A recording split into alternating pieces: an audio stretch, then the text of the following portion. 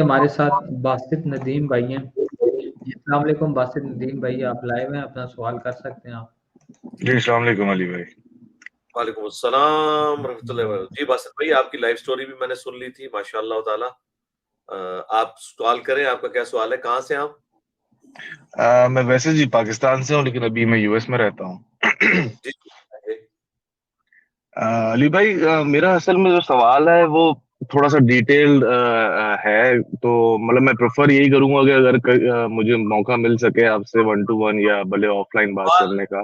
نہیں، وہ یہ موقع نہیں ملے گا. اس کی وجہ یہ ہے کہ سوال ڈیٹیل ہوتا ہی نہیں ہے. ہمیشہ سوال ہمیشہ ایک لائن کا ہوتا ہے. اس کی وجہ یہ ہے کہ سوال ڈیٹیل وہاں کرنا پڑتا ہے جہاں آپ نے پہلے کسی کو پورا ڈیٹا پرووائڈ کرنا ہے، جس ڈیٹے کے حوالے سے اسے آپ نے ایجوکیٹ کرنا ہے. میں تو الحمدللہ یہ سارے معاملات دیکھ رہا ہوں. آپ جو آخر میں جملہ بولنا ہے نا اپنی وہ 3 صفحوں کی کوسچن یا ڈیٹیل کا، وہ آخری جملہ آپ پہلے بول دیں. اگر مجھے ضرورت پڑی تو میں اس حساب سے آپ سے ڈیٹیل مانگ لوں گا. سوال ایک لائن کا ہوتا ہے ویسے. ہاں تو میں آپ ٹھیک ہے. تو کو آخری جملہ آپ بول دیں بس.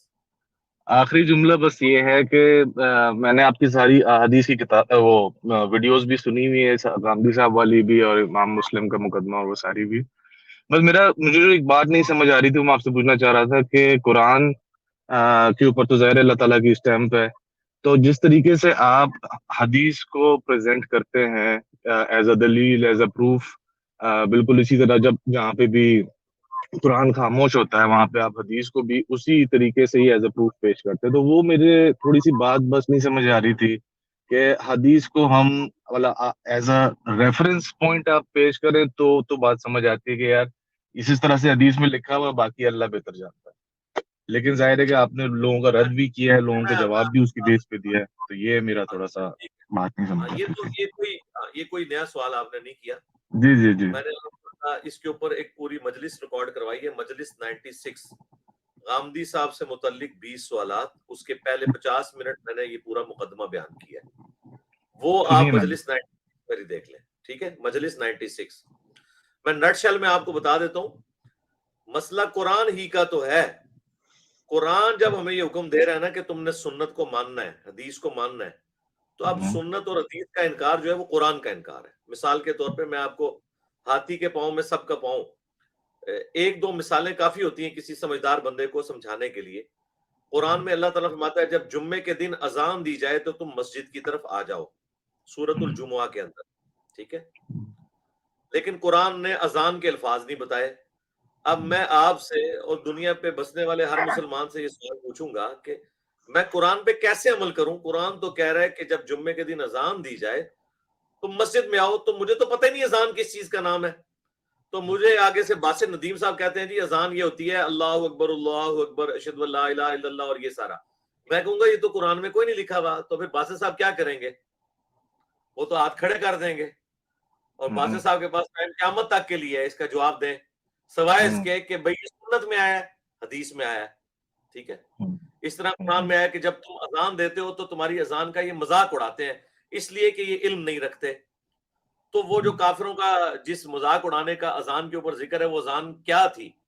وہ تو ہمیں حدیث بتا رہی ہے، سنت بتا رہی ہے. یہ میں نے آپ کو چھوٹی سی مثال دی ہے.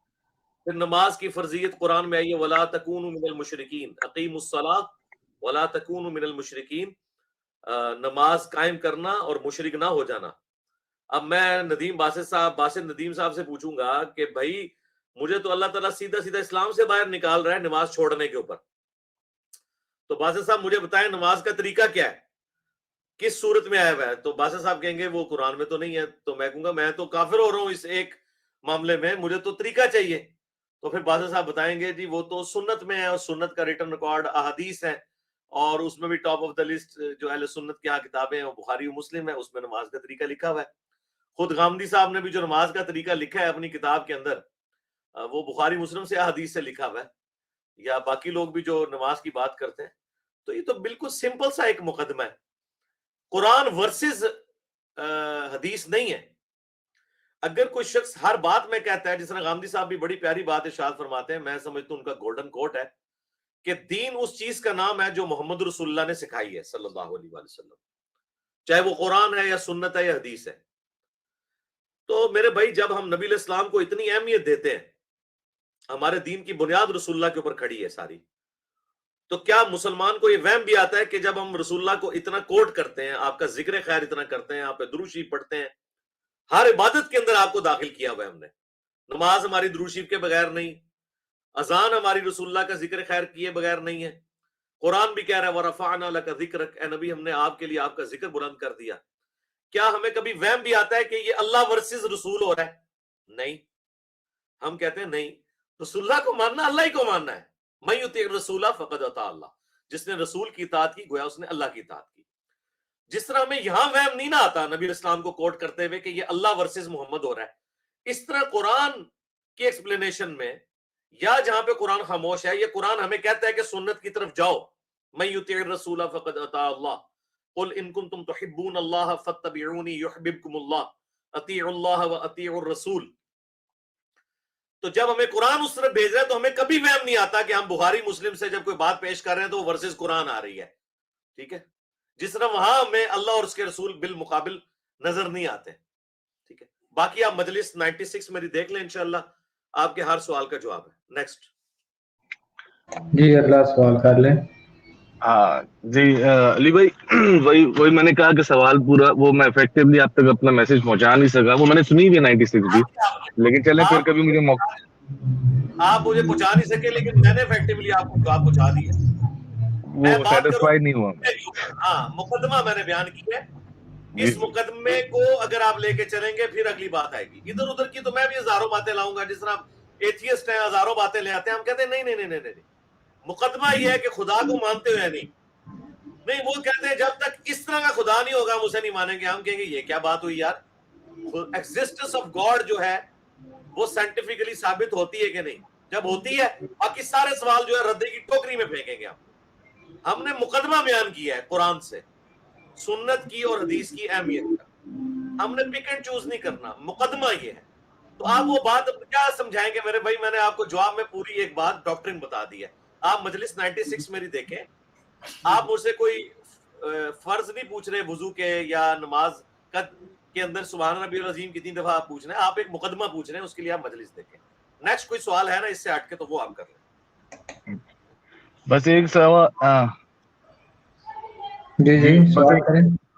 جی بس ایک سوال ہے اسی کو آگے بڑھا کے. میں اس طرح سے سوچ رہا تھا کہ جب انشاءاللہ میدان محشر ہوگا اور سوال جواب کا ٹائم ہوگا, اس ٹائم پہ بلکہ رہنے دیں یہ سوال میں پھر کر لوں گا آپ سے. دوسرا ایک بار سوال پوچھ رہا ہوں, 7,500 جو احادیث ہیں دونوں کتابوں میں, جس کو امام بخاری امام مسلم, آپ کو گارنٹی ہے کہ وہ 7,500 اس دن روز محشر میں اس میں سے کوئی غلط نہیں نکلے گی حدیث؟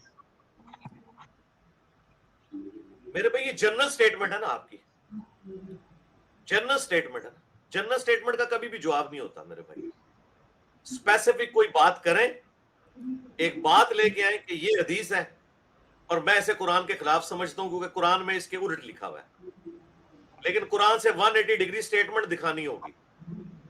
یہ ذہن میں رکھیے گا. خلاف وہ ہوگی کہ قرآن کہہ رہے ہے کہ سور جو ہے وہ حرام ہے اور حدیث کہہ رہی ہے حلال ہے. یہ ٹھیک ہے, اس کو 180 ڈگری سٹیٹمنٹ کہتے ہیں. جو کورالریز ہوتی ہیں اور ایکسپلینیشن میں کچھ اس کے ذیل میں چیزیں ڈسکس کی جاتی ہیں, وہ چیزیں ایسی نہیں ہوتی ہیں جنہیں آپ کہتے ہیں کہ خلاف ہو رہی ہے.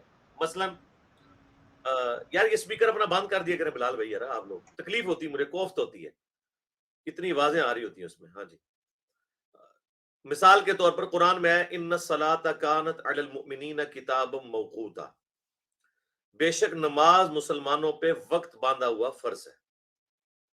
یہ ایک مثال ہی میرا خیال ہے کسی کا دماغ کھولنے کے لیے کافی ہے, سورہ النساء میں. اب اس آیت کو لے کے حنفیوں نے یہ رزلٹ نکالا کہ جو بخاری اور مسلم میں حدیثیں ہیں کہ نبی اسلام ظہر اور عصر کی نماز کو اکٹھا پڑھ لیتے تھے اور مغرب اور عشاء کی, وہ کہتے ہیں یہ قرآن کے خلاف ہے. چونکہ قرآن میں ہے کہ نماز مومنین پر وقت باندھا ہوا فرض ہے, تو جب تک عصر کا وقت شروع ہی نہیں ہوا تو زور کے ساتھ کیسے عصر پڑھی جا سکتی ہے؟ یہ حدیثیں قرآن کے خلاف ہیں. پھر ہم کیا کہتے ہیں, رکو ذرا صبر کرو, پہلے قرآن سے 5 نمازیں تو ثابت کرو, پھر اگلی بات ہوگی. बताओ कि नमाजें 5 हैं, ये कुरान में लिखा हुआ है। 5 नमाजों के औकात कुरान से बताओ। कुरान तो 3 नमाजों के औकात बताता है सूरह बनी इसराइल में, सुबह और दिन की नमाज और रात की नमाज। कुरान में तो नमाजें 3 हैं औकात के एतबार से। वो कहते हैं नहीं नहीं, वो बुखारी मुस्लिम में हदीस है कि नमाजें 5 हैं। हम कहते हैं ना, ये हदीसें तो कुरान के खिलाफ है। कहते हैं नहीं नहीं, कुरान के खिलाफ तो तब होंगी जब कुरान कहे कि नमाजें 3 होती हैं 5 नहीं होती। हाँ, हम कहते हैं हाँ, होना है ना दाढ़ तले, अब आया ना तू काबू। अब तुझे बताएंगे, शिया यही तो थप्पड़ मारते हैं अहले सुन्नत के मुंह पे। वो कहते हैं कुरान में तो 3 औकात आए हैं, तुमने कहां से 5 औकात की नमाजें बना ली हैं। हम कहते हैं हदीसों में। अब मजे की बात है, जो लोग मुनकरीन हदीस का मुकदमा लेके चल रहे हैं वो भी 5 नमाजें मानते हैं। उन्हें हम कहते हैं कुरान, अब तुम कुरान को क्यों नहीं अमल कर रहे कि कुरान में तो 3 औकात है। इसका सलूशन ना मुनकरीन हदीस के पास है, ना किसी सुन्नी के पास है, ना किसी शिया के पास। ये हम आपको बताएंगे कि नमाज के औकात मेनली 3 है, लेकिन 3 औकातों में 5 नमाजें अल्लाह के नबी इस्लाम ने तालीम फरमाई है। उनमें भी टॉलरेंस दे दिए कि जोर असर जमा हो सकती है, मगरिब इशा जमा हो सकती है, लेकिन वो कुछ कंडीशंस के साथ। तो फिर अल्टीमेटली 3 औकात के अंदर नमाज आ रही होती है। और जब नबी इस्लाम किसी नमाज को जमा फरमा दें तो उस नमाज का टाइम वही हो जाएगा।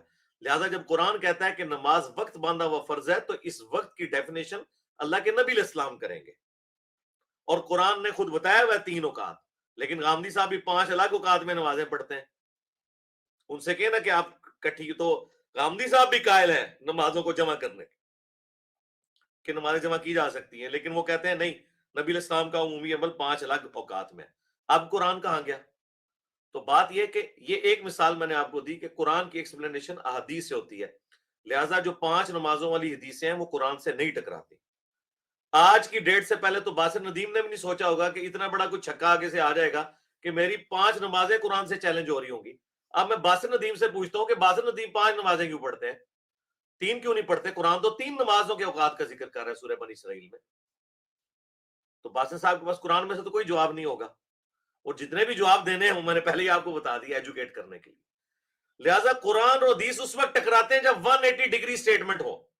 जो एक्सप्लेनेशन होती है या जिस पे कुरान खामोश होता है उसकी एक्सप्लेनेशन हदीस में हो रही होती है, तो वो एक्सप्लेनेशन होती है, नॉट ये कि वो उसके 180 डिग्री है। ये है असल मुकदमा। ठीक है जी, ठीक है बासित भाई, फी मान अल्लाह, आपके 2 सवाल पूरे हो गए। जज़ाकल्लाह, दुआ में याद रखिएगा जी। अस्सलाम वालेकुम।